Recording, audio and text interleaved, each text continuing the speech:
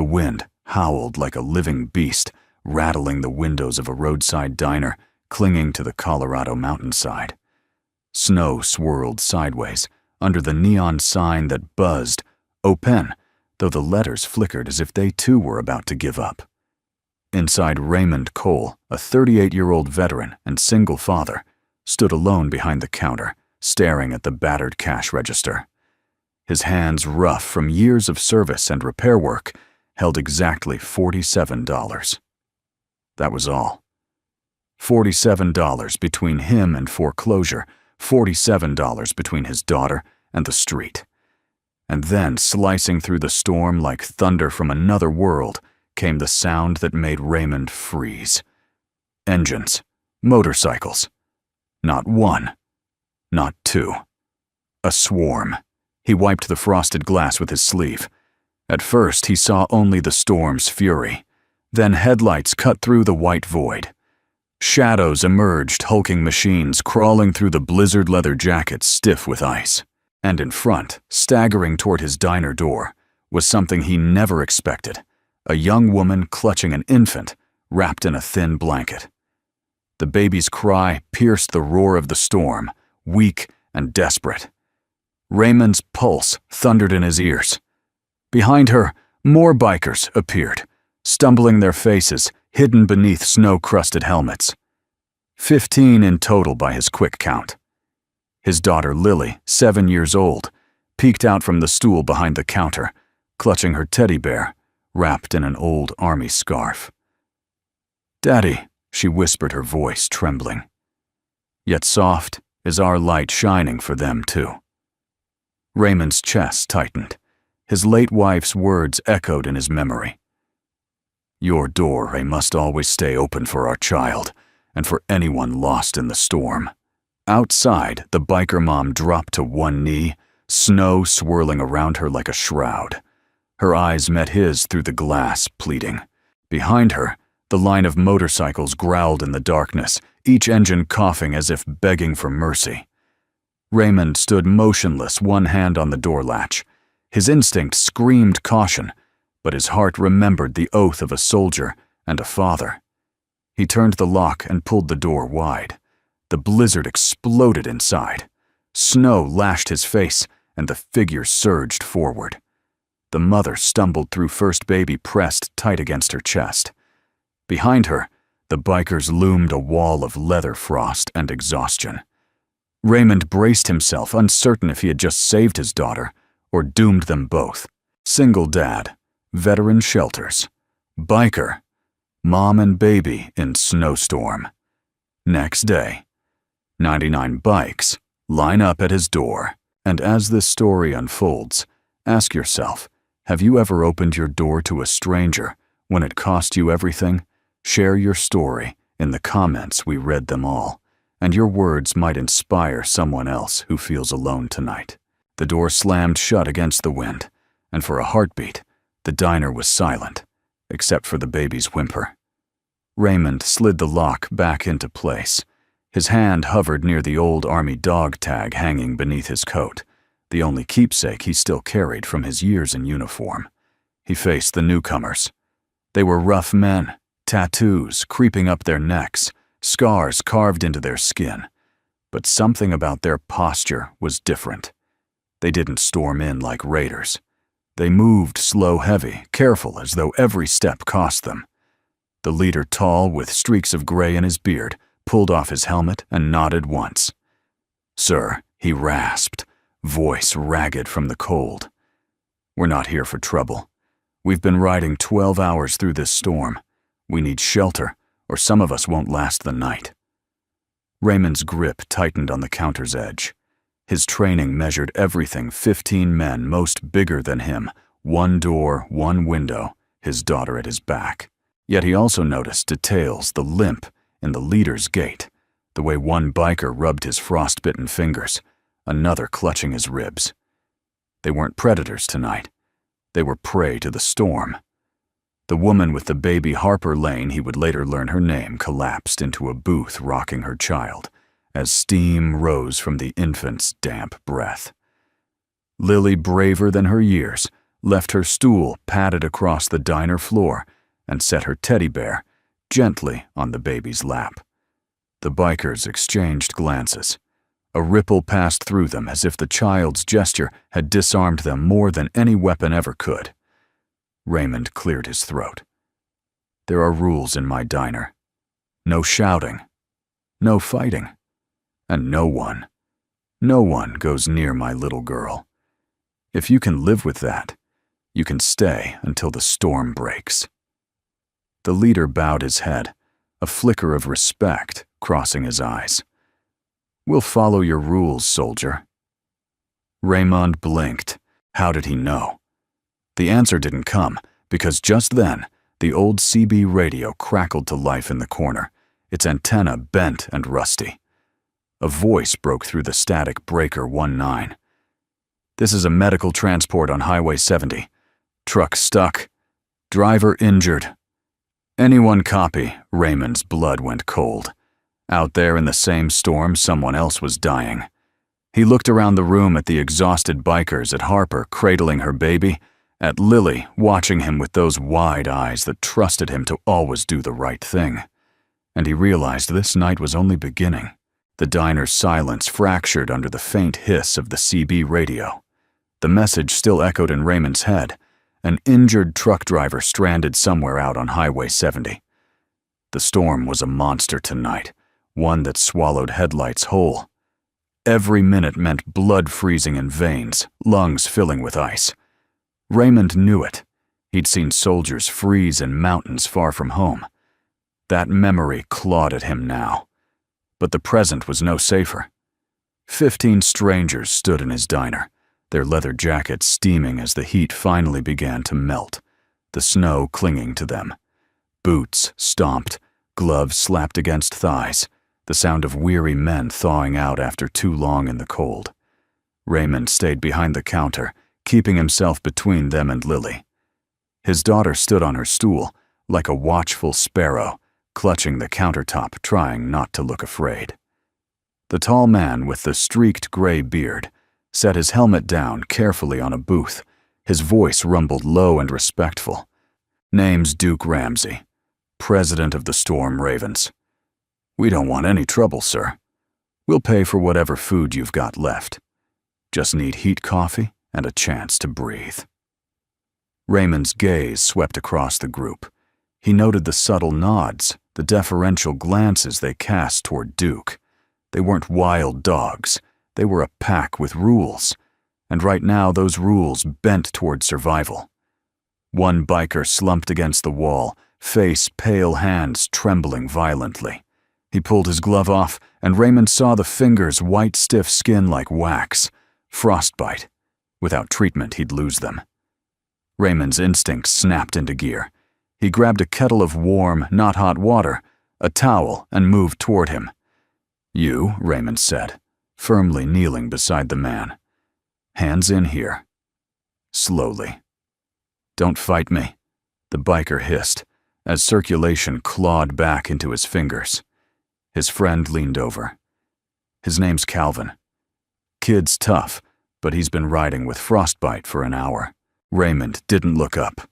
Another 30 minutes, and he'd have lost his hands.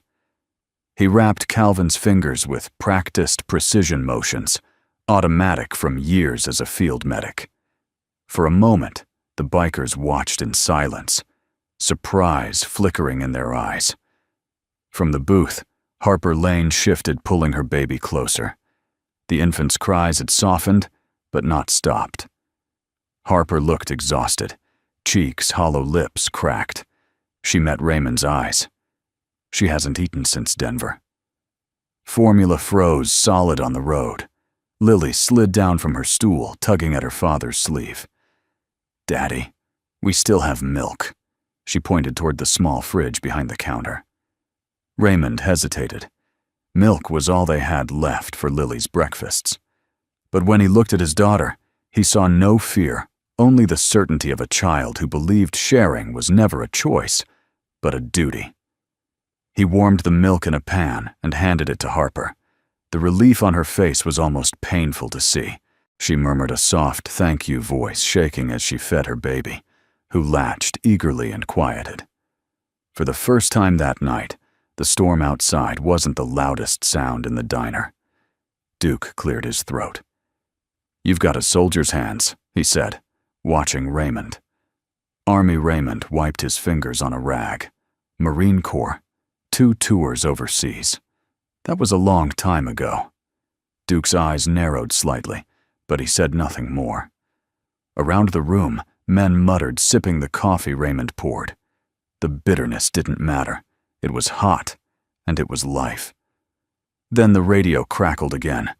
The voice this time was weaker, desperate. "Truck stuck. Need help. Can't feel my legs." Harper flinched, holding her baby tighter. The bikers exchanged uneasy looks. Calvin groaned softly, clutching his bandaged hands. Raymond straightened. His decision was already made, though his voice trembled under the weight of it. "Someone's dying out there. That driver won't last the night. You can't go out in this storm," Harper blurted, her voice breaking. "It's suicide." Duke's jaw worked as he weighed the words. "We've been riding in this hell for hours. My men are frozen and half broken. You think we've got another rescue left in us?" Raymond planted both hands on the counter, leaning forward, his gaze steady. "I've seen men die in worse places because nobody moved fast enough. I won't let that happen on my watch. Not while I've still got breath." The diner went quiet. Snow hammered the windows like fists. For a moment, all anyone could hear was the baby's soft whimper and Lily's small, steady voice. "Daddy always says, if someone's lost in the storm, we're supposed to open the door." The words settled over the room like a verdict. The bikers looked at one another. Tough faces cracked. A man with a scar across his cheek muttered, "She's right." Duke exhaled sharply, then turned to his men. "All right. Half of you stay here with the mom and kid. The rest with me. We ride." Raymond nodded once. His military instincts fired quick, clean, no hesitation. "We'll need ropes, shovels, and someone who knows how to patch an engine." A big man with oil-stained gloves raised his hand. "Name's Frankie. Been fixing bikes since I was 16. I'll come." Raymond grabbed his green field jacket from the peg near the door. The fabric was worn thin dog tag, clinking softly as he buttoned it. He checked on Lily, who stood resolute, though her eyes shone with unshed tears. "You'll be safe here, baby girl," he whispered, crouching to her level. "Keep the light on for me." She nodded fiercely. "I'll watch the door, Daddy." Raymond rose, jaw set. He turned back to Duke. "Let's go." The bikers filed toward the door engines, growling as they kicked life into their machines. Harper clutched her baby eyes wide with fear and gratitude, watching Raymond as though she were seeing not just a stranger, but a man whose choices rippled beyond the walls of this diner. When the door swung open, the storm screamed like a beast enraged. Snow blasted in white and merciless, but Raymond didn't flinch. He led them into the blizzard headlights, cutting against the darkness, each beam a fragile promise of hope. Inside, Lily climbed back onto her stool. She pulled her teddy bear close, its little scarf dangling, and whispered to the baby across the booth, "Don't worry. My daddy always comes back." The baby cooed softly, and in that tiny sound, the diner found its first fragile spark of faith. The storm swallowed them whole. The instant the diner door slammed behind, Raymond felt the mountain's fury lash against his body like a punishment. Snow stung his face, the wind howled in his ears, and the cold bit straight through his Marine Corps jacket. But the line of headlights cutting through the white void gave him focus. The bikers revved their engines roaring like a desperate heartbeat against the silence of the highway. Duke Ramsey pulled up alongside Raymond, his broad shoulders hunched against the gale. "Truck's about 3 miles east," he shouted over the storm, pointing down the buried stretch of Highway 70. "If he's alive, he won't last long out here." Raymond gave a sharp nod. Then let's move. The procession lurched forward, tires spinning against ice. Frankie the mechanic carried a battered toolkit strapped to his back. Two bikers rode tandem with shovels slung like rifles. The rest gritted their teeth, leaning into the wind. Every push forward was a fight. The snow came in sheets, erasing the world beyond a few feet. Several times Raymond's boots slipped, nearly sending him sprawling. But the memory of that desperate radio call, the broken voice gasping about numb legs, pulled him onward. After what felt like an eternity, Duke raised his arm. Through the blur of snow, Raymond spotted it. A truck skewed across the road. One wheel dangling in a ditch, the driver's cab tilted dangerously. The headlights were half buried in snow, glowing like two dying eyes. Raymond sprinted ahead, scrambling up the drift. He yanked open the cab door. Inside, a man slumped across the steering wheel, lips blue, skin waxy. He groaned faintly at the sudden blast of cold air. "Hang in there," Raymond muttered. He grabbed the man's collar, checking his breathing. Shallow, pulse thready. His legs were pinned beneath the dashboard, blood seeping slowly into the snow-dusted floor. Frankie shovels. "We need to dig the wheel out." The bikers roared into action. Two men began clearing snow from the back tires. Frankie slid under the chassis, hands working fast despite the frost. Duke and another biker climbed up beside Raymond, helping to free the driver's legs. "Don't you quit on me," Raymond growled, pressing his scarf against the wound. "You've got people waiting for you." The man's eyes fluttered, lips trembling. Thought no one would come. Raymond tightened the pressure his jaw set. Somebody always comes. It took nearly 20 minutes of grueling work. Chains were hooked to motorcycles, engines, straining tires, spinning against the ice. The truck lurched, groaned, then finally rocked free of the ditch. The driver gasped as Duke and Raymond hauled him down to the snow, wrapping him in jackets. Frankie slammed the hood shut. "Battery's near dead, but I rigged it enough to get him to town. She won't like it, but she'll run." Raymond clapped his shoulder. "Good work." The injured man was bundled into the cab of one of the bikes, with the sidecar swaddled in every spare coat they had. The relief was palpable. For a moment, even the storm seemed quieter, as if it too had paused to watch them fight back. But Raymond knew better. Storms never pause, they only regroup. "Let's head back," he said grimly. The ride to the diner was worse. Snow had drifted deeper, and the wind screamed louder. Twice a bike nearly skidded into the ditch. Raymond pushed forward on sheer willpower, one hand gripping the rope tied to the injured man's sidecar, refusing to let go. Finally, the neon glow of the diner broke through the haze. It flickered weakly, but to Raymond, it was brighter than any battlefield flare he'd ever seen. They staggered inside, dragging the driver between them. The warmth of the diner hit like a blessing. Lily gasped and rushed forward, carrying blankets almost too big for her tiny arms.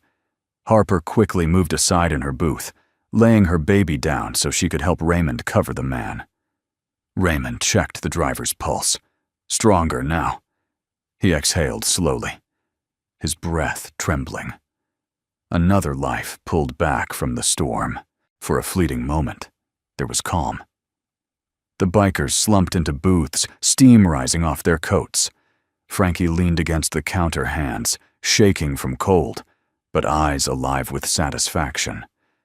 Duke poured himself coffee, nodding silently to Raymond. Respect had been earned tonight. Then the sound of crunching tires cut through the lull. Not motorcycles, something heavier. Raymond stiffened.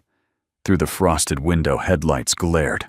A black SUV crawled into the lot, its windshield wipers squeaking as they fought the ice. The door opened, and a man in a long wool coat stepped out carrying a briefcase. Raymond's stomach sank. He knew that look. Polished shoes, pressed slacks, a face too warm to be real. A banker. The man entered brushing snow from his shoulders, eyes sweeping the room. He barely concealed his distaste at the sight of leather jackets, frost-bitten hands, a baby in a corner booth. Then he spotted Raymond. "Mr. Cole," he asked, voice smooth as glass. "I represent the First Mountain Credit Union. I'm afraid your loan has lapsed. The bank has decided to accelerate the foreclosure process. Effective immediately, this property belongs to us." The words struck harder than the storm outside. Raymond stared, chest tightening, the world narrowing to Lily's small hand, slipping into his. Her teddy bear dangled from her other arm. She whispered almost too softly to hear Daddy. "What does he mean?" Raymond's throat burned. He looked around, the baby's fragile cry, the exhausted bikers, the injured driver they'd just saved, every soul who had found shelter under his roof. And now the bank wanted to rip it all away. He squared his shoulders, staring the banker down with the calm steel of a man who'd faced worse than boardrooms and contracts. "This diner isn't just a property," he said. "It's a light in the storm." But as the banker set the briefcase on the counter and snapped it open with clinical precision, Raymond knew this was a battle. No rifle, no engine, no sheer will could easily win. And the storm outside howled louder, as if to remind them all the night was far from over. The banker's shadow lingered long after he had gone, his briefcase snapping shut, like the clang of a prison door. Raymond stood stiff behind the counter, Lily clinging to his leg, while the bikers shifted uncomfortably in their seats. The storm still shrieked outside, battering the diner's walls as though testing their resolve. But the threat within foreclosure, the cold machinery of the bank, was a weight that settled heavier than snow. For a long moment, no one spoke.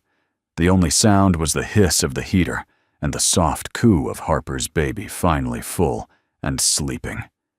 Then the CB radio crackled again, sharp and urgent, cutting through the gloom like a flare in the dark. "Repeat medical transport. Snow blocking Highway 70. Losing fuel. Driver fading." The voice was weak, but the desperation was unmistakable. The bikers looked up. Duke Ramsey's brows knit tight, and he muttered a curse. Raymond's eyes found his daughter. She was watching him, waiting, her small fingers gripping her teddy bear with its army scarf. In her gaze, he saw both fear and expectation. He swallowed hard. "I'm going out," he said, finally. Ray Harper started, then stopped. She shifted her baby against her chest, exhaustion and worry carved into her face. "It's suicide. You just came back from one rescue." Raymond shook his head. "That driver doesn't have until morning."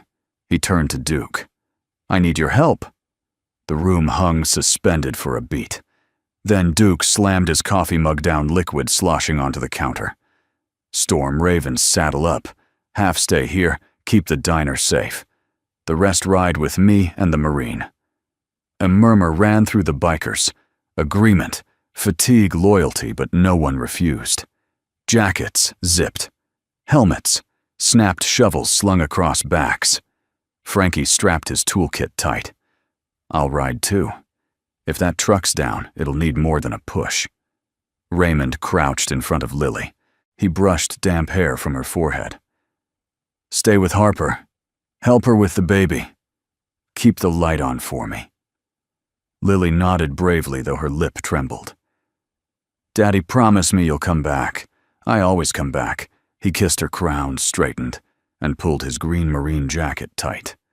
The dog tag at his chest clicked once like a seal. The storm met them head-on.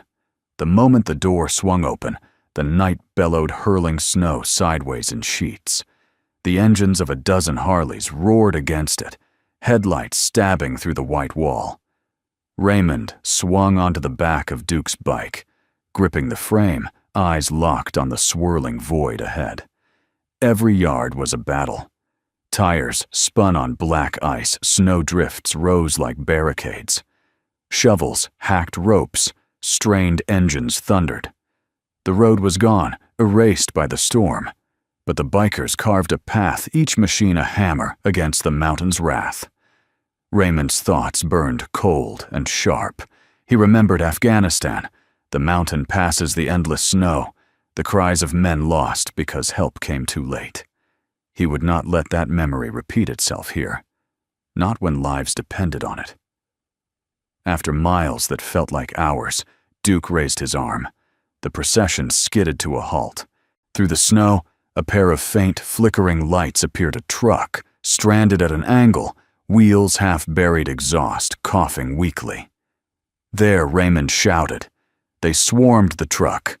Raymond wrenched the door open, snow pouring into the cab. The driver slumped forward, face pale, lips blue. He groaned faintly. Raymond slid inside, checking pulse and breathing. Weak, but there. Legs pinned beneath the dashboard.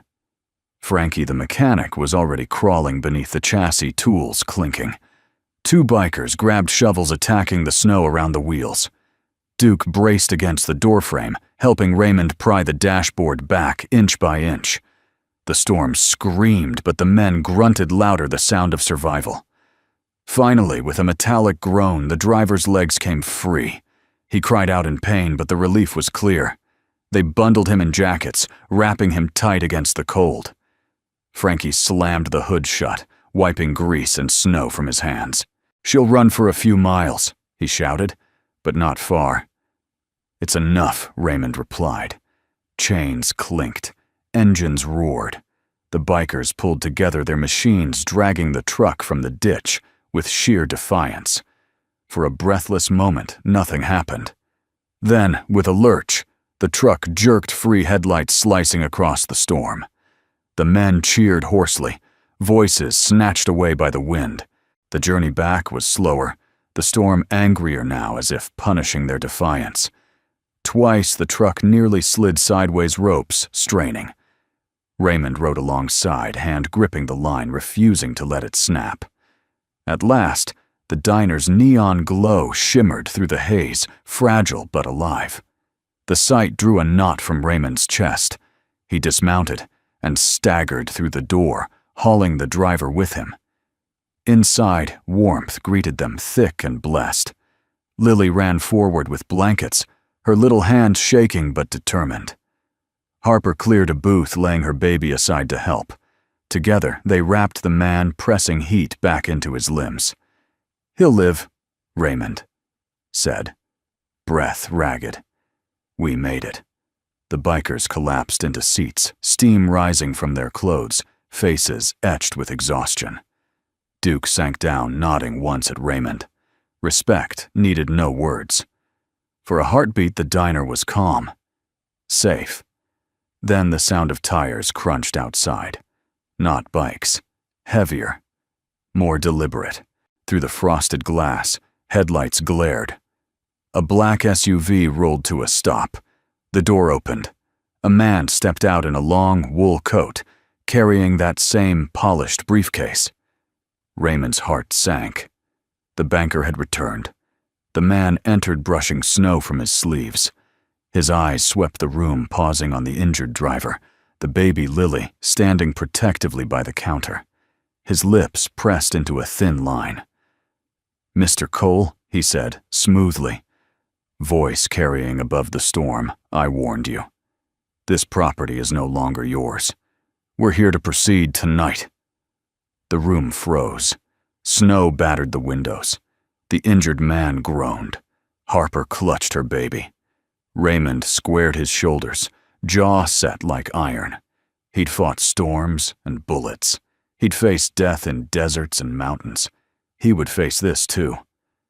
The banker's smile was sharp as ice. "You have until dawn." Then the locks change.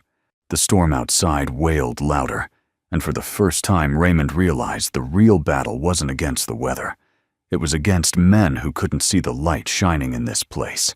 The banker's words hung in the air like a death sentence. Until dawn. The locks changed. The diner, Raymond's last refuge. Lily's only home would be gone by sunrise. The storm outside could howl and rage, But it was this man standing warm and polished in his wool coat who carried the true threat. The bikers bristled, shoulders, squaring eyes narrowing. Steam still rose from their jackets, as though the storm clung to them. One of them muttered a curse under his breath, knuckles tightening around a coffee mug. But Duke Ramsay raised his hand, a silent command that kept them in check. Raymond stepped forward, his boots heavy on the linoleum floor. He stood eye to eye with the man who was half his size and spirit, though dressed as though he owned the world. "You see this room?" Raymond's voice was calm, steady, but edged with steel. "There's a baby who just had her first warm meal in a day. A driver who nearly froze to death. Men who've bled their strength dry keeping each other alive. And you want to stand here and talk about locks?" The banker didn't flinch. He clicked his briefcase open and slid a folder across the counter as though laying down evidence in a courtroom. "Emotions don't pay debts, Mr. Cole. You've defaulted. The bank has obligations to its shareholders. By law, possession transfers immediately. My job is to enforce that." Raymond didn't move to touch the folder. He had faced insurgents with rifles leveled at his head, and somehow this man's papers felt more dangerous. Behind him, Lily clutched his jacket hem. He could feel her trembling, but when he looked down, her eyes were bright, not with fear, but with confusion. Confusion that the world could be this cold. Before he could answer, Harper Lane's voice cut through the tension. "And what about obligation to decency?" She stood, the baby tucked tight in her arms, her posture shaking but firm. What about obligations to people who give everything they have to keep others alive? The banker turned his gaze, sweeping her, as though she were an inconvenience, not a human being. "Ma'am, I sympathize with your situation, but sympathy doesn't clear accounts." Something in Harper's jaw hardened. She opened her mouth again, then hesitated, as though weighing a secret. Her eyes flickered to Raymond, then down to her child. Finally, she bit her lip and sat back down, swallowing her words. Duke rose slowly from his booth, his towering frame casting a shadow across the banker. "Maybe you ought to look around before you decide this place belongs to the bank." His voice was gravel-deep and deliberate. "Because right now, it belongs to every soul who found light in it, when the storm would have killed us." The banker adjusted his tie, eyes flashing briefly with unease. Still, his voice remained smooth. "Romantic speeches won't change legal documents. Dawn is the deadline. I suggest you prepare." He snapped the briefcase shut and turned for the door. The blast of snow when it opened sent napkins flying, and the neon sign flickering violently. Then the SUV crunched away into the storm, leaving behind silence and a room full of hearts pounding with helpless rage. Raymond exhaled, pressing both hands against the counter as though to hold himself steady. 7 hours, he muttered. "That's all we've got left." Les Frankie, the mechanic, said, rubbing his hands together. "Storm like this, he'll be back with law enforcement before daylight." The bikers stirred, restless. Calvin, his frostbitten hands bandaged, spoke softly. "So what do we do? Sit here and wait while they steal the only place keeping us alive?" Raymond looked around the room. He saw exhaustion etched on faces, steam rising from damp clothes, the baby's faint sighs, Lily hugging her bear with wide, determined eyes. He thought of his wife, the dream they'd shared of this diner as a beacon for travelers, a home away from home. He felt the weight of every promise he'd ever made to his daughter, to the men he'd served with, to himself. "We fight," Raymond said simply. The room went still. "Not with fists," he added quickly, meeting Duke's eyes. "With discipline, with order, with the truth of what this place is.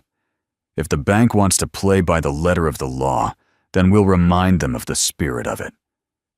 Duke tilted his head, a slow grin spreading through his beard. "That's the Marine talking. But Harper leaned forward, her eyes searching Raymond's face. Fighting the bank isn't like fighting a storm, Ray. They don't care about compassion. They only care about numbers. You can't win that fight alone. Raymond met her gaze. Then I won't fight it alone. Her lips parted as if she wanted to say something more, something heavier, but she pressed it down. Instead, she rocked her baby gently, whispering, "You'd better be right." The CB radio crackled again, startling them all. This time, it wasn't a distress call, but a familiar voice, raspy, weighted with authority. "Breaker 19. This is Road King out of Cheyenne. We heard word through the channels. Storm Ravens stranded with a single-dad vet. Diner about to fold. We're saddling up. ETA 4 hours if the roads hold." Duke's eyes lit with a spark Raymond hadn't seen before. "The Brotherhood's listening," he said.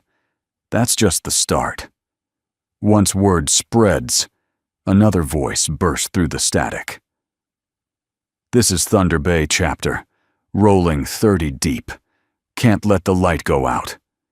The diner erupted with murmurs, chairs scraping, men straightening in their seats. The weight of despair lifted, slightly replaced with the hum of possibility. Raymond stood taller, his hand unconsciously brushing the dog tag beneath his shirt. He could almost hear his wife's voice again, whispering that their dream wasn't dead. Not yet. Lily tugged his sleeve. "Daddy, did you hear they're coming? The lights are coming." He crouched to her level eyes, wet but steady. "Yes, baby girl. And when they do, we'll be ready." But Harper still sat apart, her face clouded with something unspoken. As the bikers buzzed with renewed energy, she rocked her baby and stared into the storm lips pressed tight. There was more to her story, something she hadn't told, and Raymond knew it. The banker's deadline loomed like a noose. The storm outside battered the glass. Yet for the first time, the diner wasn't just a place waiting to be taken. It was a stronghold.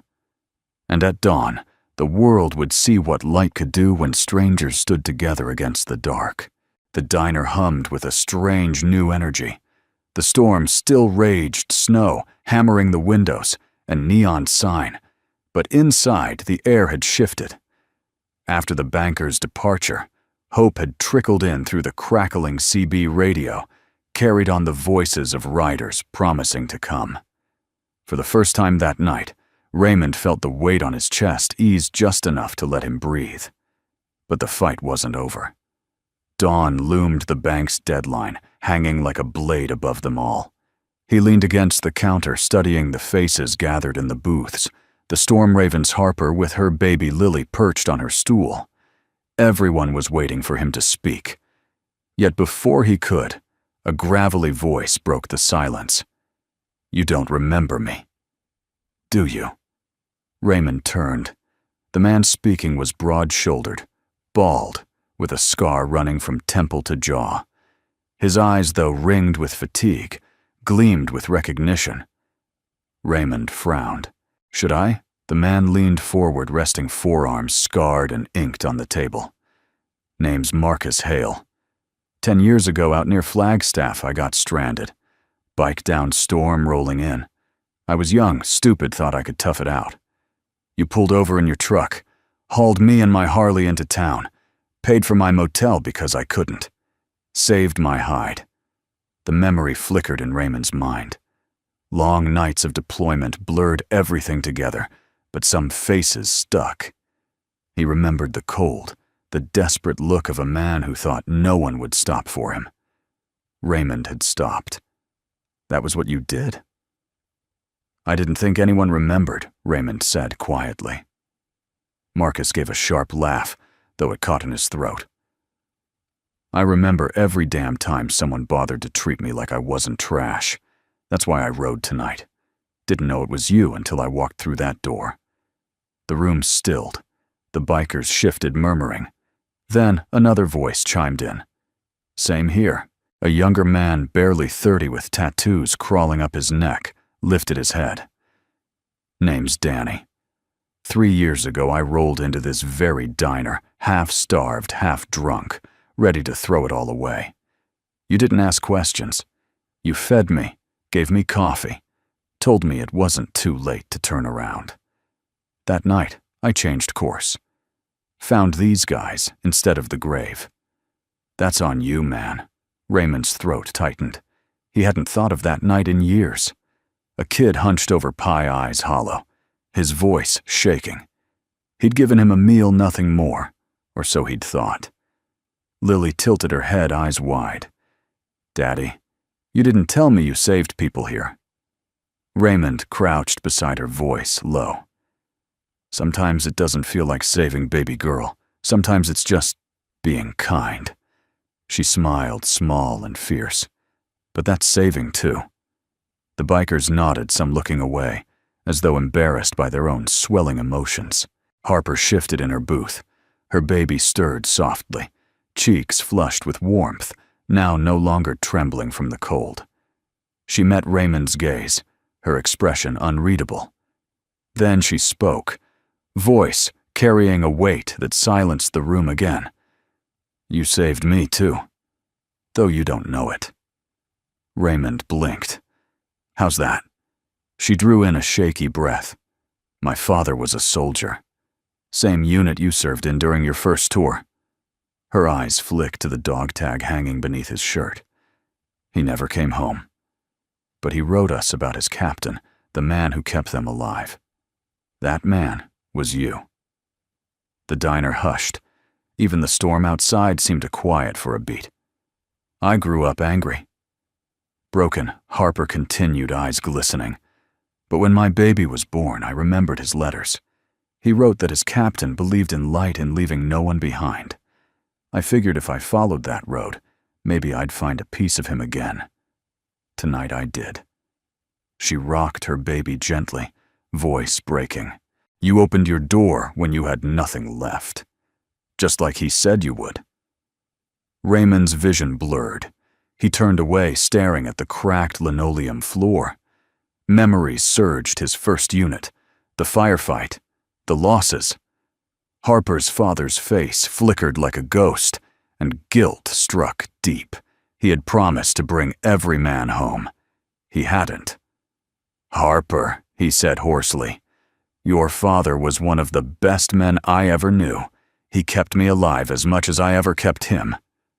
I'm sorry, she shook her head sharply. Don't be. You kept his promise alive even when he couldn't. That's why I trust you now. That's why we're not leaving. The air was thick with emotion, but it shifted again when Duke Ramsey rose. His frame filled the diner, his voice gravel but steady. You hear that, boys? Every one of us has a reason to stand here, not just because of the storm, because this place, this man stood for us when no one else did. He pointed toward Raymond. The bank thinks it owns this building, but it doesn't own what it means. That's worth fighting for. The bikers slammed fists against tables, not in anger, but in solidarity. The baby cooed as if lending her voice to the chorus. Lily grinned, her teddy bear raised like a banner. Raymond stood straighter, though the weight of it all pressed heavy on his shoulders. He had never sought recognition, never thought small acts of decency could ripple out like this. But seeing it reflected in these hardened men and a grieving daughter, he felt both humbled and terrified. He had become something larger than himself, a beacon, a light in the storm. But as the fire of unity flared, reality snapped back. The banker's words echoed until dawn. Time was short. Frankie the mechanic rubbed his hands together. We can hold this place till morning, sure. But then what? Even if the brothers roll in, even if 100 bikes fill this lot. Money talks. Paper talks louder. Raymond nodded slowly. He knew Frankie was right. Brotherhood, solidarity, kindness, they were powerful, but banks didn't measure power that way. If they were to save the diner, they needed more than presence. They needed proof, leverage, a plan. And yet in his chest, the dog tag pressed cold against his skin, a reminder of every oath he'd taken and every oath he'd kept. "We'll find a way," Raymond said firmly, his voice carrying to every corner of the diner. "We've got hours before dawn. Let's use them." Outside, the storm howled on, but inside, faces once hardened by road, and weather now carried something brighter purpose. Still, Harper sat quietly, her eyes clouded by something more. As she rocked her baby, her lips pressed thin, it was clear she was carrying a truth she hadn't yet released. Raymond caught the look, a flicker of warning in her gaze, and in that instant, he knew the storm outside wasn't the only one they would have to face before dawn. The storm clawed at the diner walls as though it wanted in. Snow smothered the neon sign until its glow was faint, just a pulsing heartbeat against the dark. Inside, the air was alive with stories and revelations. Faces once shadowed with suspicion now shone with recognition, respect, even loyalty. But Raymond Cole knew the night was far from won. The bank's ultimatum still echoed until dawn. He rubbed at the ache in his shoulders, his dog tag pressing cold against his chest. Around him, the storm ravens sat straighter, no longer beaten down by exhaustion. Their eyes were sharp voices, low but buzzing with purpose. Harper Lane rocked her baby gaze thoughtful, while Lily perched near the counter scribbling with a crayon on an old napkin, as if her childish drawing could anchor the diner against the storm. Then the CB radio crackled again. The static burst into the room, pulling every head toward it. A voice, rough but steady, broke through. "Breaker 19. This is Road King out of Cheyenne." Words spreading down the line. "Storm ravens with a vet named Cold Diner about to fold. We're not letting that happen. We're saddling up. ETA 4 hours if the passes hold." The room froze, then erupted. Cheyenne Frankie muttered, grinning through his beard. "That's 2 states away." Another voice cut in, crackling but determined. "Thunder Bay. Chapter. Rolling 30 deep. We won't let the light go out." The radio lit up again and again. Voices from Salt Lake, from Denver, from towns too small to be found on a map. Each call the same: "We're coming." Lily's eyes grew wide. She hopped off her stool, tugged at Raymond's sleeve. "Daddy, did you hear they're coming? The lights are coming." Raymond's throat tightened. He knelt, cupping her face gently. "Yes, baby girl. They're coming." Duke Ramsey pushed himself up from his booth. His massive frame filled the space as his voice rolled like thunder. "Brothers, you hear that? This man's light reached farther than he knew. By dawn, this place won't just be a diner, it'll be a fortress." The bikers roared, fists slamming tables, boots stomping against the floor. For the first time, their voices drowned out the storm. But Raymond lifted his hand, silencing them.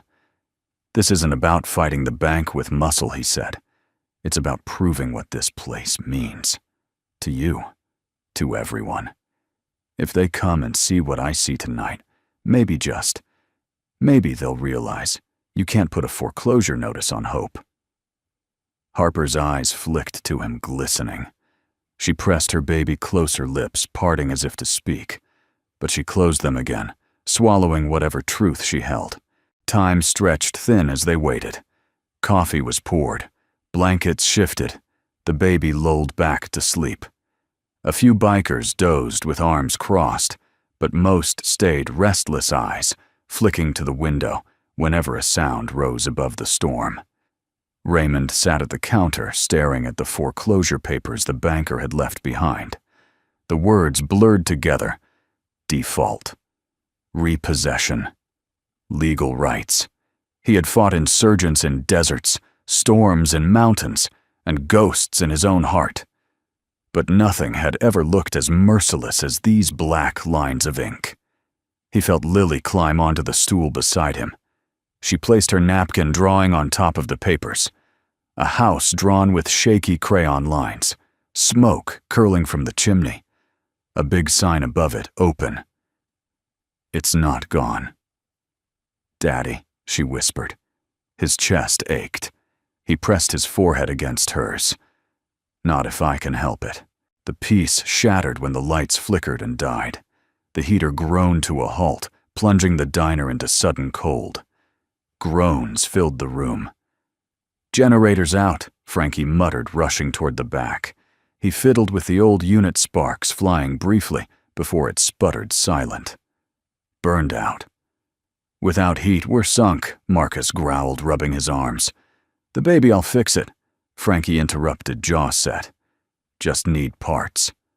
Raymond's mind raced. What parts? Starter coil, anything with copper wiring, something to jury-rig the connection. Lily piped up from her stool. "Daddy's radio has wires." The room turned. The CB radio crackled weakly, its light blinking like a dying star. Raymond hesitated. That radio had been his lifeline since his wife died, his connection to the road to the world. But he looked at Harper, her baby shivering faintly under blankets, and at Lily trying to be brave though her lips quivered. He didn't hesitate longer. "Take it," Raymond said.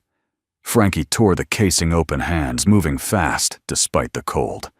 Copper wires came free, sparks danced, and minutes later the generator coughed, stuttered, then roared back to life. Warmth spilled into the diner again, weak but steady. The bikers cheered, clapping Frankie on the back. The baby sighed and relaxed in Harper's arms. Lily leaned against Raymond, whispering, "See, the light stays on." But Raymond knew it came at a cost. Without the radio, they were blind. No more voices promising help. No confirmation that the Brotherhood was truly on the way. The silence pressed heavy until Harper finally spoke. "They'll come. With or without a radio. You'll see." Her certainty was strange, too strong, as though rooted in something more than faith. Raymond caught the shadow in her eyes, the way her jaw tightened. He realized then Harper knew more than she was saying. Midnight came. The storm outside grew fiercer, shrieking against the glass. The neon sign sputtered the word, "Open," barely visible through the snow. The bikers grew quiet, conserving energy. Every tick of the clock sounded louder, counting down toward dawn. Raymond sat with Lily, asleep against his arm, her teddy bear tucked beneath her chin. He stroked her hair absently, eyes never leaving the window. He thought of the men he'd lost overseas, of promises, broken, of his wife's voice, urging him to keep the light alive. And then faint, but unmistakable, came the low rumble of engines. Not the storm, not the wind. Engines. Every biker snapped upright. Boots, scraped helmets grabbed. Duke's eyes flared and a grin split his face. "They're here." Raymond rose, heart pounding. He stepped to the window, wiping away the frost. Through the blizzard, faint beams of light pierced the dark. 1, 2, then dozens. Headlights stretched into the night like a chain of stars rolling closer. Harper's breath hitched. She clutched her baby tighter, tears slipping down her cheeks. Lily stirred and whispered, "Daddy, the lights." Raymond nodded, voice thick. "The lights are coming." The first distant engines had lifted spirits, but hope proved fragile in the teeth of the storm. Hours crawled past midnight. The headlights that glimmered through the blizzard faltered, then vanished again behind waves of white. Some bikers muttered that the passes might have closed, that reinforcements might not arrive after all. The neon sign sputtered twice and went dark. Inside, the generator coughed violently, sputtering out in a final groan. The diner plunged into silence, the heater dead, the lights extinguished. For one long breath, the room was black, utterly black. The baby whimpered, Lily gasped, and a few men cursed softly. Then Raymond struck a match. The tiny flame lit his face, harsh lines, carved deeper by fatigue, but his eyes remained steady. He lit an old kerosene lamp he kept behind the counter, then another. Soon, a warm glow spread through the diner, fragile but steady, pushing back the dark. He set one lamp near Harper's booth, where her baby stirred fretfully, then placed another on Lily's stool. "Light's still on," Raymond said firmly, his voice carrying like a command. "Don't forget that." The men shuffled closer, gathering in the flicker of the lamps. Breath hung in the air, visible in the chill. Duke pulled off his gloves and sat cross-legged on the floor near the stove, his massive hands rubbing together. "We'll need more than lamps if we're to make it till dawn." Raymond nodded. "We built a fire. Controlled safe." He dragged out an old steel barrel from the back storage, something he'd kept from his Marine days when improvisation was survival. With Frankie's help, he set it up near the entrance, lining the bottom with stones and scrap metal. Soon, flames licked upward, throwing shadows across the cracked linoleum walls. The bikers gathered around their faces, transformed in the firelight. Hard lines softened. Scars seemed less menacing. Steam rose from damp jackets as the heat seeped into aching bones. Harper sat close, rocking her baby, the glow painting her face in gold. For the first time that night, Raymond caught something unguarded in her expression, not just exhaustion, but awe. Her eyes lingered on him longer than before, as if she were seeing not just a veteran or a man fighting foreclosure, but something larger. Lily toddled over with her teddy bear, offering it to Calvin, whose frost-bitten hands were still bandaged. "He'll keep you warm," she said, with a small, solemn nod.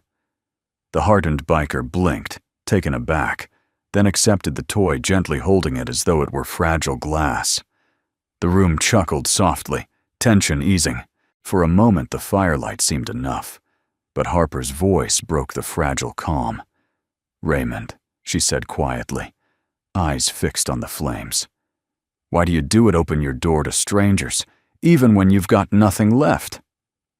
He leaned against the counter, arms folded. The dog tag at his chest caught the glow. "Because once in a storm halfway across the world, someone opened their door for me. Saved my life when they didn't have to. I swore I'd do the same if I ever made it home." Harper nodded slowly. Her fingers stroked her baby's hair. Her lips parted as though to speak more, but then she closed them again, pressing a kiss to her child's head instead. Raymond caught the hesitation, the shadow of something unsaid. The storm shrieked louder, shaking the windows until the glass rattled. Snow slammed against the walls like fists. The fire flickered, and the bikers instinctively shifted closer, the circle tightening. Marcus Hale broke the silence. His deep voice was steady, almost reverent. "We used to say the road was our family, brothers bound by patches, not blood. But sitting here tonight, I think maybe families, wherever the light burns against the dark." Several men nodded. One muttered, "Amen to that." Duke leaned forward, resting his elbows on his knees. "The bank won't see it that way. Come dawn, they'll try to snuff this out." He looked around the fire, his pale blue eyes sharp. "So we show them what happens when you try to kill a light. You get burned." The men rumbled agreement, fists tightening. The baby fussed, suddenly crying harder this time. Harper rocked, murmuring, but the cries didn't ease. Raymond crouched beside her. "May I?" She hesitated, then handed him the child. Raymond held the baby carefully, his big hands surprisingly gentle. He paced the floor, humming low a tune from his Marine days, one Lily had grown up with. Slowly, the baby's cries softened, eyes fluttering shut. When Harper took her child back, her fingers brushed his. For a moment, her eyes locked with his. There was no need for words. Gratitude, respect, something deeper, it all passed silently in the firelight. Time crawled. Some men dozed. Others whispered stories around the barrel fire. Lily curled up on a booth seat, her teddy bear tucked against Calvin's side, as if she trusted the scarred biker more than any shield. Raymond paced, restless. his eyes drifting to the dark windows. He imagined the banker's SUV returning headlights cutting through the snow at dawn. He imagined padlocks clicking into place, chains across the door. Rage tightened in his chest. "We'll need more than hope," he murmured. Duke rose, stretching his massive frame. "Then we call louder. Louder than storms. Louder than banks." He slapped the counter. "Marine, you got a phone?" Raymond shook his head. "Signal's dead out here. CB was our last lifeline." "Then we improvise," Duke said. He strode to the door, cracked it open, and bellowed into the storm. "Storm Raven's ride with the angel of Highway 70. The words tore into the night, carried on the wind. The men cheered behind him, voices rising, echoing the call. Raymond blinked. Angel of Highway 70. The title had been whispered years before by truckers who found refuge at his diner. To hear it shouted, now embraced by these men, it struck deep. The fire burned low, casting long shadows. Harper sat silently, her baby against her chest. Her eyes were dark, conflicted. Finally, she spoke so softly, Raymond almost didn't hear. "There's something I haven't told you." He turned, every muscle taut. But before she could finish, the faint rumble of engines rolled through the storm again. Louder this time. Closer. The walls seemed to vibrate with it. The men leapt to their feet, pressing to the windows. Headlights pierced the white wall. 1, then 2, then 20. A column of bikes, their beams cutting through the snow like swords. Raymond's heart hammered. Lily stirred, rubbing her eyes, and whispered, "Daddy." The lights really came. Raymond placed a hand on her shoulder, eyes never leaving the horizon. "Yes, baby girl." They came. The rumble built until it became thunder, drowning even the storm's howl. Headlights cut jagged paths through the whiteout, dozens of beams converging on the diner like a constellation come to earth. The floor vibrated beneath Raymond's boots as the first of the reinforcements rolled in tires, chewing through snowdrifts, exhaust curling like smoke signals into the night. The storm ravens rose to their feet, faces lit with awe. Men who'd spent years hardening themselves against disappointment now looked like children seeing fireworks for the first time. Lily scrambled onto her stool, pressing her nose against the frosted window. "Daddy, look how many." Raymond leaned down, his arm steadying her. "That's just the beginning." The first wave roared into the lot, 20 bikes in tight formation, headlights glowing defiantly against the storm. Engines idled low, filling the air with a bass hum that rattled dishes on the counter. When the doors swung open, snow whipped inside, but so did the riders, men and women alike. Faces chapped raw, but burning with purpose. They stomped the snow from their boots, shaking off helmets, and filled the diner with their presence. One stepped forward, a tall man with a Denver patch stitched across his jacket. "Heard the call," he said, simply, voice gravelly with exhaustion. "Couldn't stay away." Duke clasped his arm with a grip that shook the counter. "Glad you made it, brother." The new arrivals spread quickly, unloading satchels from their bikes. One slammed down a crate of canned goods on the counter. Another rolled in a bundle of blankets. A third carried a thermos the size of a jug, unscrewed the top, and poured steaming broth into mugs. The smell, savory and warm, filled the diner like a benediction. For the first time that night, laughter bubbled up, rough but real. The wounded driver groaned awake under his blankets. Harper's baby wriggled, cooing softly at the new voices. Lily darted from booth to booth, offering smiles like they were currency. The firelight caught the shine of tears in eyes that had seen too much cold. Raymond stood at the center, watching as life poured back into the room. He felt the Marine in him assessing supplies, accounted for manpower, reinforced. Morale boosted.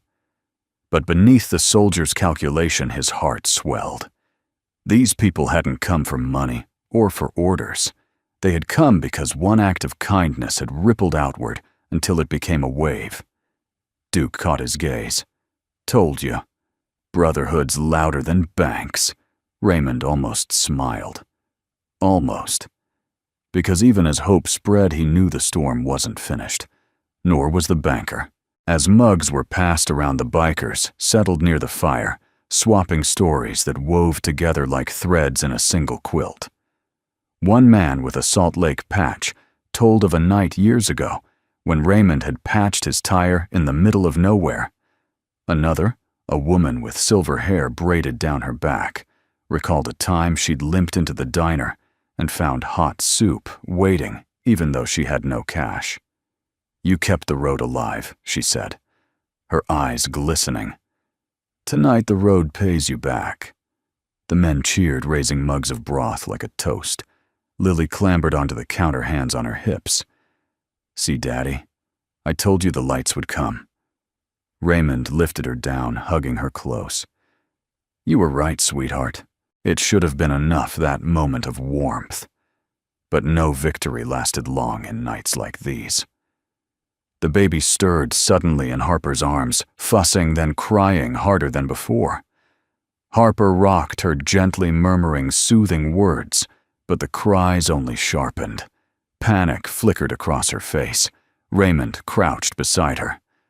"What's wrong? She's burning up," Harper whispered, pressing her lips to her child's forehead. "She's hot, Ray. Too hot." He placed his hand against the baby's skin. The heat was undeniable, fever rising fast. His stomach dropped. She needs medicine. Fluids, something to bring the fever down. Harper's composure cracked. Tears slipped down her cheeks as she clutched her child tighter. "I don't have anything. I ran out days ago. The storm trapped us before I could get more." The firelight flickered shadows stretching across the walls. The laughter died. The bikers fell silent, eyes turning to Raymond. He was the one they looked to, now the one who had become their anchor. He pressed his lips into a hard line. "We've got to get her medicine. Tonight." "Are you crazy?" Marcus barked. "The passes are barely open. You'd be riding blind." Raymond's jaw clenched. "Then we ride blind. Because if we don't, that baby won't make it to morning." The words hit the room like a hammer. No one argued after that. Preparations snapped into motion. Riders checked headlights, swapped fuel-tightened chains. Frankie rummaged through his tool bag, producing a small vial of pain reliever. "It'll hold her a little while," he said, handing it to Harper, but not long. Harper looked up at Raymond, eyes wide with both fear and trust. "Please, don't let her be another name in a storm." He gripped her shoulder gently. "I won't." Lily stood nearby, clutching her teddy bear, her small face pale but determined. "Daddy, you'll bring her medicine back. You always bring people back." He knelt, brushing a strand of hair from her cheek. "You keep the light burning, Lily. That's your mission." She nodded fiercely, hugging her bear, as if it were her shield. Engines roared to life outside, louder this time, bolstered by the reinforcements. Snow swirled as doors opened, the night swallowing them again. Raymond swung his jacket tight, the dog tag cold against his chest.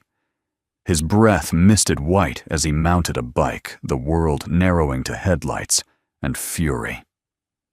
Behind him, the diner glowed faintly in the storm firelight, and kerosene lamps flickering against the dark. Harper stood in the doorway, clutching her baby, her eyes locked on Raymond, as though he were her last line of hope. He revved the engine jaw set. We ride, and into the blizzard they went, the roar of machines, defying the scream of the storm. The storm clawed at them the moment they hit the road. The cold was sharper now, biting into skin like broken glass. Raymond hunched low over the bike, the dog tag under his jacket clinking with every bump. His breath fogged against his visor, but his eyes stayed fixed ahead. Somewhere beyond the veil of snow lay the chance to save Harper's baby, and if they failed, there'd be no forgiveness in the morning. Duke led the charge, his broad back a steady silhouette in the storm. Frankie followed, close toolkit strapped behind him. 3 more riders fanned out in a wedge formation, engines bellowing as they cut through drifts higher than their axles. Behind them, the storm swallowed the diner until its glow vanished. Raymond gripped the frame tighter. The wind tore at him, but it couldn't reach the fire in his chest. He'd carried men bleeding across deserts, dragged friends out of burning vehicles. Tonight, he would carry that baby through the storm, even if it meant breaking himself to do it. The first obstacle came quick. A snowbank as tall as a car blocked the road, its surface whipped smooth by the wind. Duke braked hard tires, skidding, the others following suit. "No way through," Frankie shouted, his voice muffled. "We'll dig till sunrise." Raymond scanned the terrain, eyes sharp. Off to the side, a narrow path wound between 2 boulders, half hidden by drifts. It was dangerous, one slip, and they'd roll straight down the ravine. But it was the only way. "There," he pointed. "We take that pass." Duke studied it, then gave a curt nod. "Storm ravens don't spook easy. Let's ride." They plunged into the gap bikes, bucking beneath them. Snow sprayed in white arcs. The path narrowed, forcing them into single file. Raymond's heart pounded as his tires skidded near the edge, the void yawning black beneath him. For one terrifying second, the rear wheel slid sideways. He clenched the handlebars, muscles straining, and wrestled the bike straight again. When they burst out the other side, the relief was sharp enough to sting. Duke raised a fist. "Still with me?" "Still here," Raymond shouted back. A mile later, headlights flickered in the distance. A truck sat sideways across the road, its hazard lights blinking weakly through the snow. A driver stumbled out, waving his arms. "Help, my rig's dead, I can't move it." Raymond's instinct screamed to stop, but time was the enemy. He pulled alongside, shouting over the engines. "We've got a baby burning up back at the diner. Medicine's our priority." The driver's eyes widened. He nodded quickly, understanding. "Go get what you need. I'll hold here till the plows come." Raymond gave him a firm squeeze on the shoulder before roaring past. He carried the man's face with him, tucking it into the growing ledger of those who still depended on light in the storm. Finally, they reached the faint glow of a roadside outpost, an all-night service station half buried in snow, but still open. Its neon sign sputtered like the last ember of a dying fire. Raymond dismounted, first boots, sinking deep into the drift. He pushed through the door, the bell jangling weakly. Inside, the clerk looked up in shock as 5 frostbitten bikers and 1 Marine stormed the counter. "We need children's fever reducer," Raymond barked, his voice carrying authority no storm could blunt. "Now." The clerk scrambled, pulling bottles from the shelf. "This is all we've got," he stammered, pushing them forward. Raymond grabbed 2, shoving crumpled bills across the counter. "Keep the change," Frankie added. "We'll need fuel, too. Enough to get back without stalling." Within minutes, they had everything strapped down, medicine, fuel supplies. Raymond held the bottles tight in his jacket, closer than a weapon, closer than his dog tag. The ride back was worse. Snow blinded them. Wind shoved them sideways. The road erased beneath waves of white. Twice, riders nearly toppled. Once, a fallen tree forced them to lift their bikes over its trunk, like soldiers hauling gear across trenches. Every second stretched long and brutal, the storm, punishing their defiance.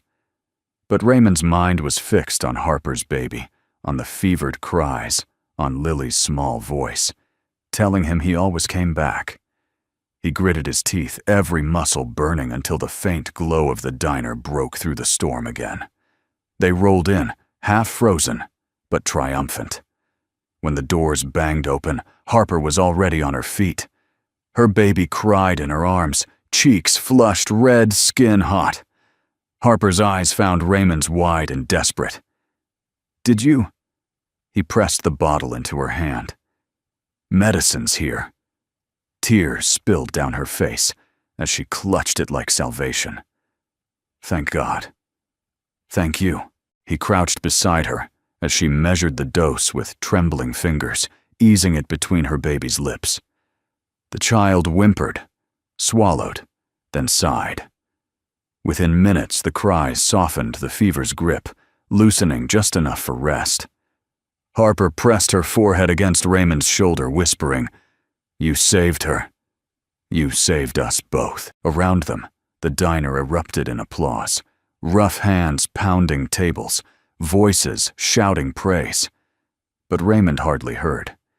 His eyes were fixed on the baby's chest, rising and falling steadily, and on Lily, who whispered fiercely, "I knew you'd bring her back, Daddy."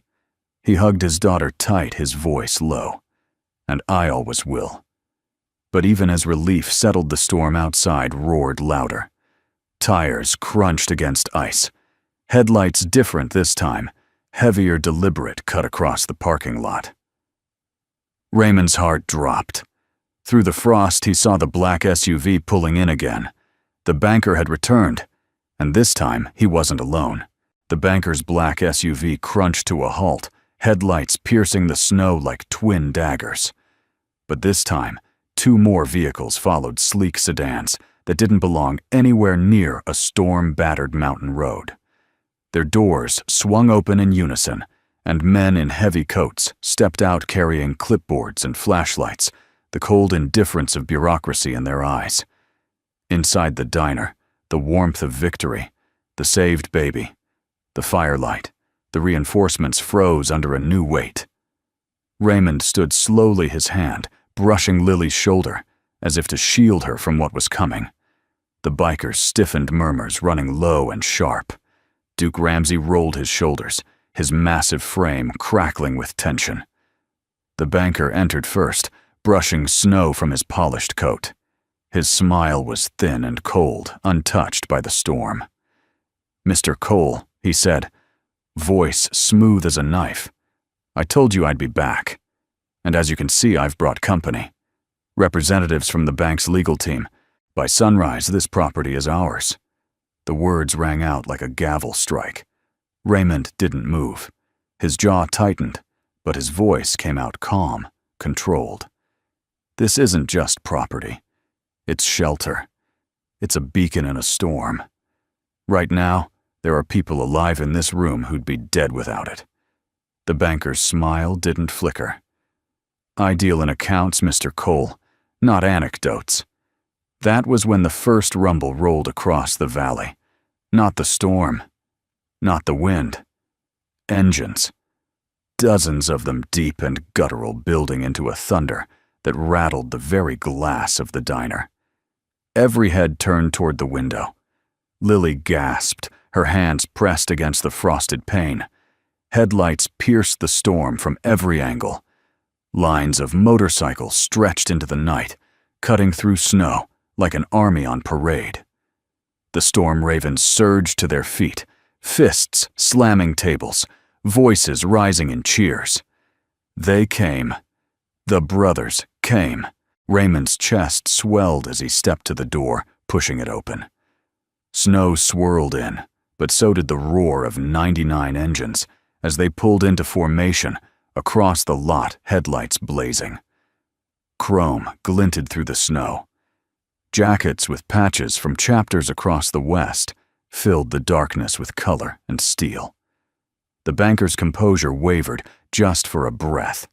His men shifted uneasily, their flashlights trembling.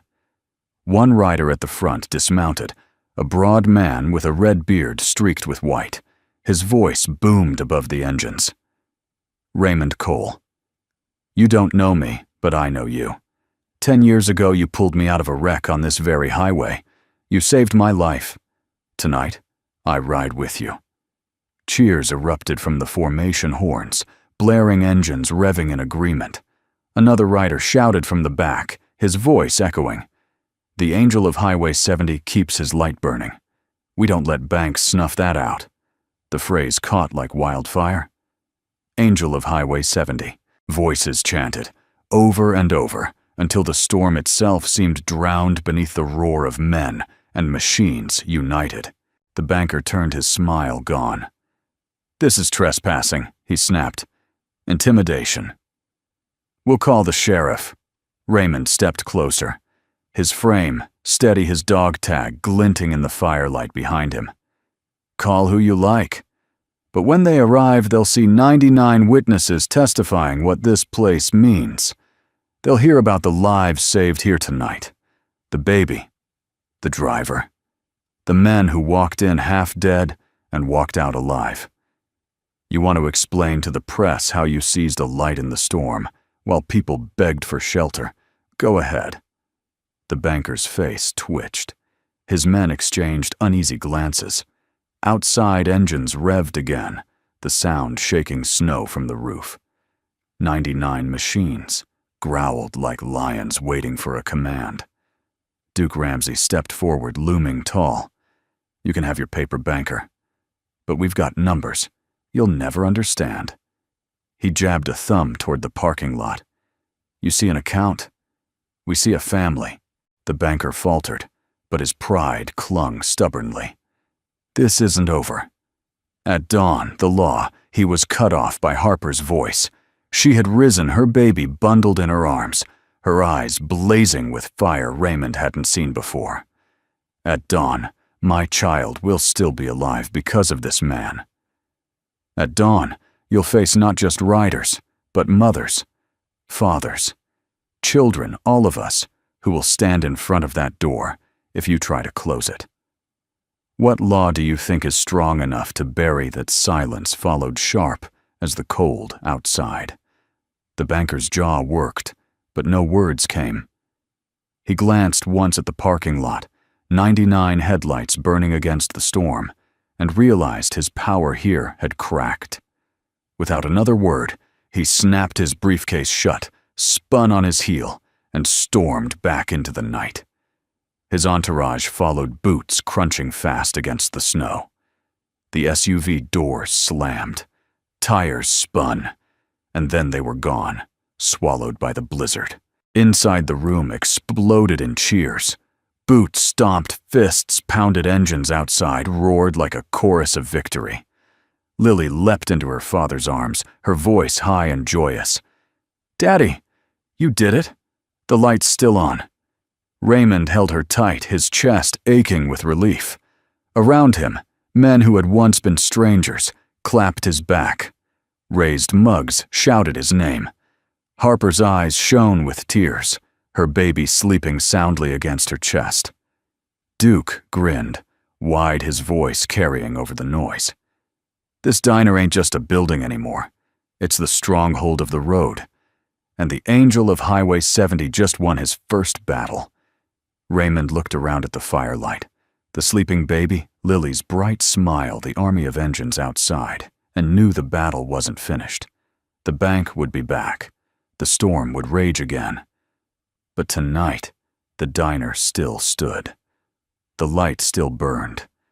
And as long as it did, so would he. The storm began to ease just barely.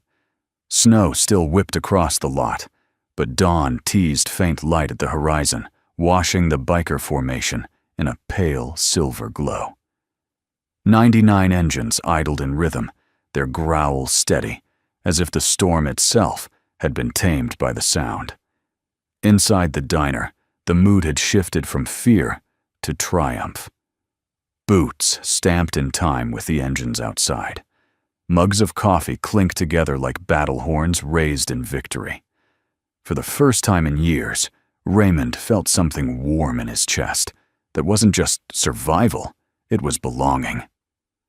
Lily danced between the booths, her teddy bear raised like a flag. "We won, we won," she sang, her braids bouncing. Calvin the biker, with frostbitten hands, raised the bear high and roared. "For the angel of Highway 70. The men laughed, their voices booming like thunder.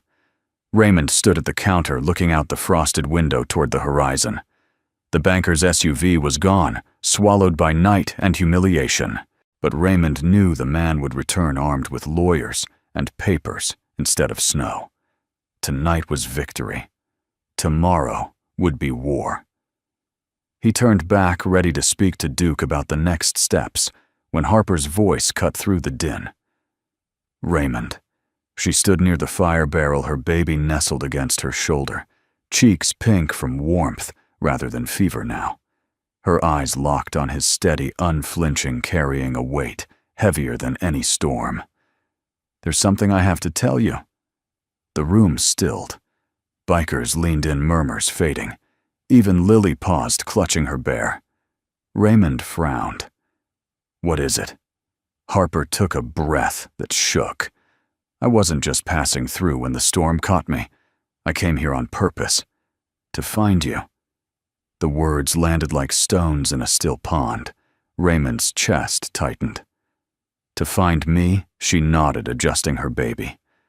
"I told you my father served, that he never came home. What I didn't say is that I've carried his letters all these years.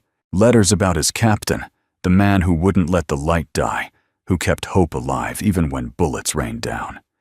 He wrote about you, Raymond." Gasps rippled through the room. Duke's eyes widened. Marcus muttered, "No damn way." Raymond's throat dried. Memories surged, unbidden faces in desert dust laughter under rare stars, the silence of loss. "Your father was..." Sergeant Nathan Lane Harper finished. Her voice cracked, but her gaze didn't falter. "He believed in you. He trusted you with his life. And when he didn't come back, I thought that trust had died too." But tonight her voice trembled as she gestured around the diner. "Tonight I saw it. You kept it alive. You kept him alive in every act of kindness you gave strangers." The baby stirred softly, as if sensing the gravity. Harper pressed her cheek to her child's head. Tears traced down her face, but she smiled through them. "That's why I came. Because if my daughter's going to have a future, I want it shaped by men who keep their promises. By men like you." The firelight flickered shadows dancing across scarred faces, now softened by awe. Raymond swallowed hard. His voice was a raw. "Your father. He saved me more times than I saved him. I carried guilt every day for not bringing him home. And you're telling me I haven't failed him." Harper stepped closer, so close he could see her tears shine in the firelight. "You honored him. And tonight, you saved his granddaughter." Silence thickened. Raymond blinked rapidly, fighting the sting in his eyes. Then Lily's small voice broke through, bright and sure. "Daddy, that means we're family now." Laughter burst from the men, but it wasn't mocking. It was rich, warm, a release of something deeper. The storm ravens raised their mugs again, voices booming.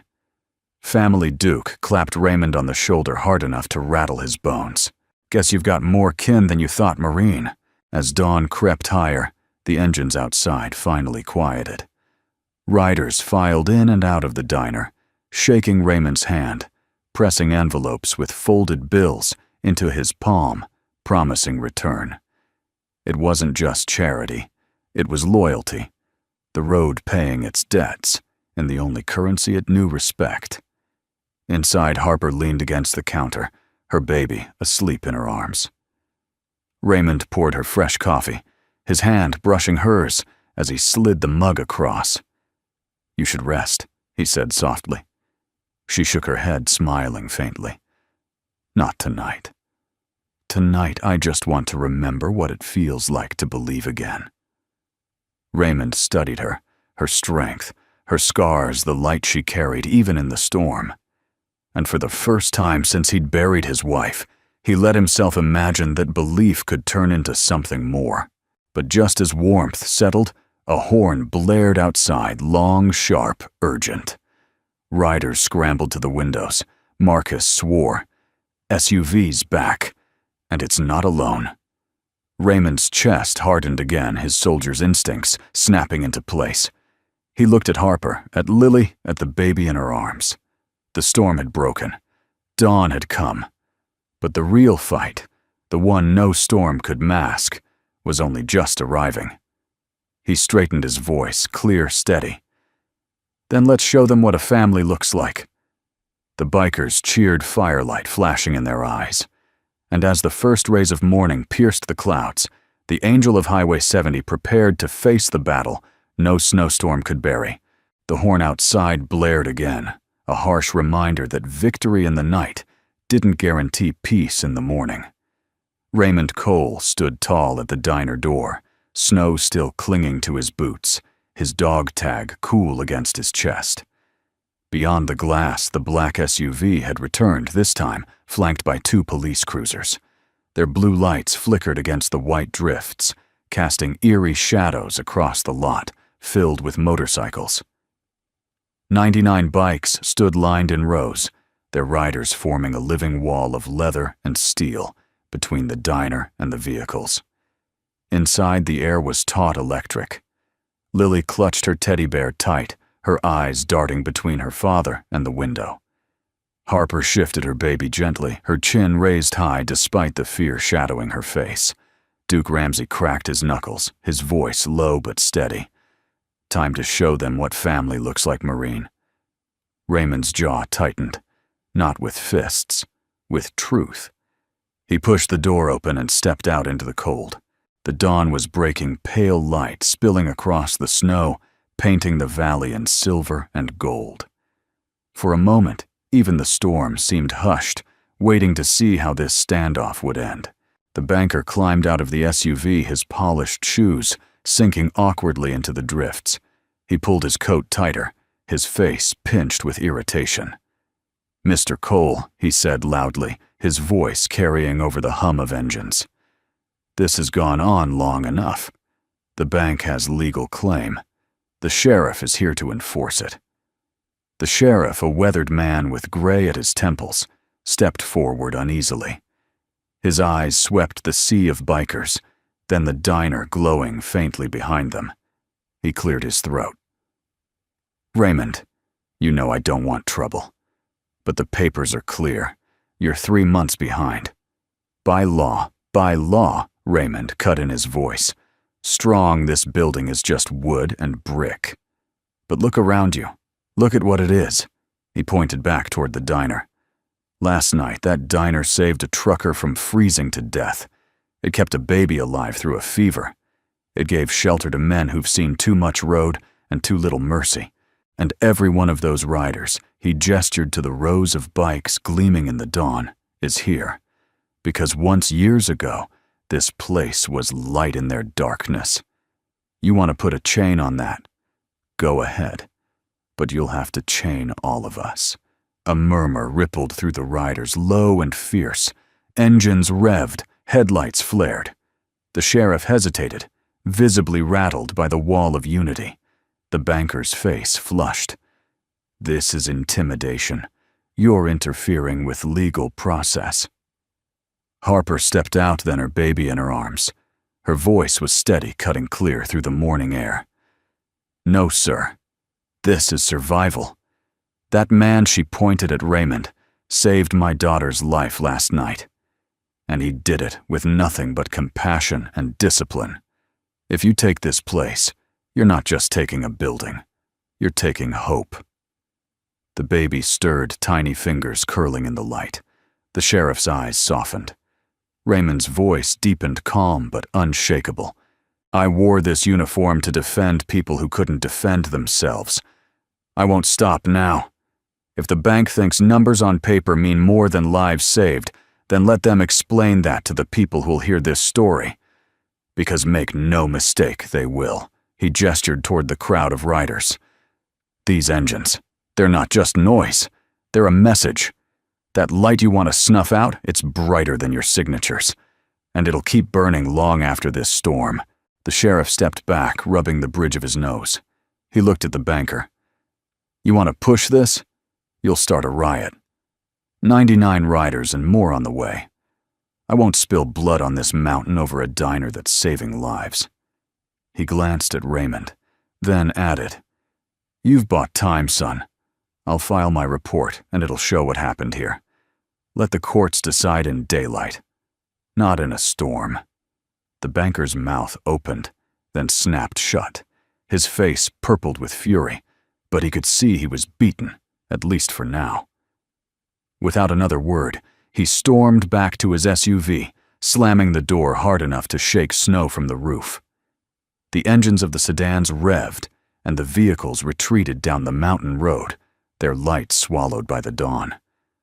The sheriff lingered a moment longer, meeting Raymond's eyes. "You've got something here, Cole? Don't let it go." Then he tipped his hat and followed. The silence that followed was broken by the roar of engines, 99 motorcycles revving in triumph. The sound shook the valley, echoing off the mountains like thunder. Lily jumped into her father's arms, shouting over the noise. "Daddy, we did it. The light's still on." Raymond hugged her tight, his voice rough with emotion. "Yes, baby girl. It always will be." The bikers crowded around, clapping his back, raising fists and mugs in victory. Harper stood close, her baby asleep against her shoulder, her eyes shining with tears, and something deeper, a promise of a bond forged in fire and storm. Duke raised his mug high, his voice booming. To the angel of Highway 70, to the diner that never closed, the men echoed it, their voices rolling like the engines outside. Raymond stood in the center, the weight of exhaustion on his shoulders, but something stronger lifting him higher. He looked around at Lily's bright eyes, Harper's brave smile, the brothers on the road, the diner glowing warm behind him, and knew that for the first time since the battlefield, he wasn't just surviving. He was living. Months later, the diner was different. Expanded. Reinforced. A proper biker lounge, out back chrome signs glinting in the sun. But the heart was the same. The neon open sign glowing against the night. The fire barrel still standing by the door. Lily's crayon drawing framed on the wall. Travelers came from miles away, not just for food, but for light. And every time the CB crackled with a voice on the highway, Raymond answered the same way. This is Midnight Haven. The lights on the coffee's hot and the road is always open for family. Because that's what the diner had become, not just a building, not just survival, but a family forged in storms. The light had never gone out, and it never would. In the end, the story of Raymond Cole and his little diner on Highway 70 is not just about one man, or even about 99 motorcycles roaring at dawn. It is about something deeper, something every heart recognizes when storms come. It is about the light we keep burning for others, even when our own fuel is low. It is about discipline and compassion walking hand in hand. It is about the families we build, not from blood alone, but from loyalty, kindness, and shared struggle. For some, Raymond became the angel of Highway 70, but for him, it was never about titles. It was about his daughter Lily, the promise he whispered to her that the light would always stay on. It was about Harper and her child proof that hope can survive even the fiercest blizzards. It was about strangers who arrived cold and weary, but left carrying warmth in their chests. And so this tale leaves us with a reminder: storms will always come. Banks will always count what cannot truly be measured. But as long as one door stays open, one lamp keeps burning, one heart says, "You are safe here," then the light never goes out. Perhaps tonight on a dark road somewhere, another traveler will find a diner's glow cutting through the storm. And perhaps they will remember this story and choose to keep their own light burning.